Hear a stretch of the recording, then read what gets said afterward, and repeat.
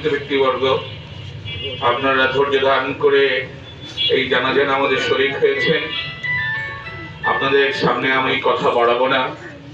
ইসলামী বিশ্ববিদ্যালয়ের এমন একজন শিক্ষিকা মারা গেছেন, তার সম্পর্কে যদি বলতে হয় তাহলে বাক্য রুদ্ধ হয়ে যায়।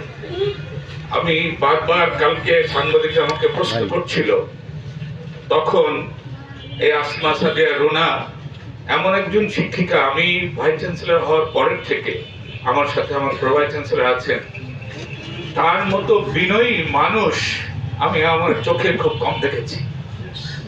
কালকে যখন ঘটনাটা ঘটে, আমি দ্রুত খবর পেয়ে জায়গায় যে আমি স্তম্ভিত, যে আমি আর কিছুই বলতে পারছিলাম না।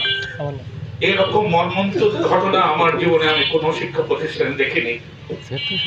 ইসলামী বিশ্ববিদ্যালয়ের প্রশাসন, সকল শিক্ষক, ছাত্র সমাজ আজকে শোকাভিভূত। আমরা তার শোক, আল্লাহ তার পরিবার যে শোকাভিভূত, আল্লাহর কাছে কামনা করব তার পরিবারকে যেন এই শোক পর তৌফিক দান করেন। আপনারা একটা জিনিস জানেন, আমরা সবাই জানি হত্যাকারীকে, হত্যাকারী চিহ্নিত।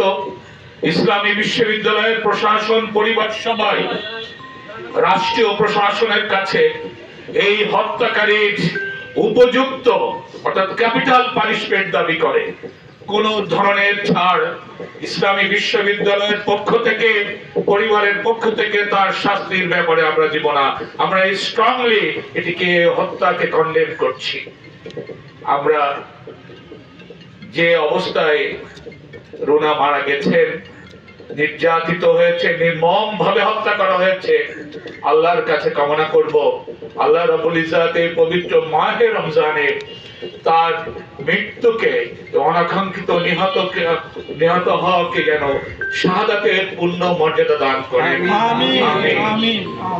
আমি আবারও বলছি, ইসলামী বিশ্ববিদ্যালয়ের আইন অনুসারে যত প্রাপ্য, সকল প্রাপ্য দ্রুত ব্যবস্থা আমরা করব। আর এই যে পরিবারটি, 4টি সন্তান, গত সেপ্টেম্বরে মনে হয় তার লাস্ট সন্তান হয়েছে, এই পরিবারের পাশে ইসলামী বিশ্ববিদ্যালয়ের প্রশাসন, পরিবার সার্বক্ষণিক থাকবে এবং আমরা তাদের গার্ডিয়ান স্বরূপ দায়িত্ব পালন করব, খোঁজ খবর নেবে এই পরিবারকে। আপনারা সে ব্যাপারে সবাই আমাদেরকে সহযোগিতা করবেন। আমি ছাত্র সমাজকে বলছি, তোমরা এই পরিবারের কে সবসময়, যারা রুনার ছাত্র, আমি একটু অপ্রাসঙ্গিক ভাবে বলি, রুনা আমাকে রিকোয়েস্ট করেছিল, স্যার আপনার বিষয়ে, আমি তো লয়ের শিক্ষক, একটি কোর্স আছে, আপনি কি পড়াবেন? তার অনুরোধ আমি ফেলতে পারিনি। আমি পড়িয়েছি, আমি পরীক্ষা নিয়েছি, তখন তাকে খুব কাছে থেকে দেখার সুযোগ হয়েছে।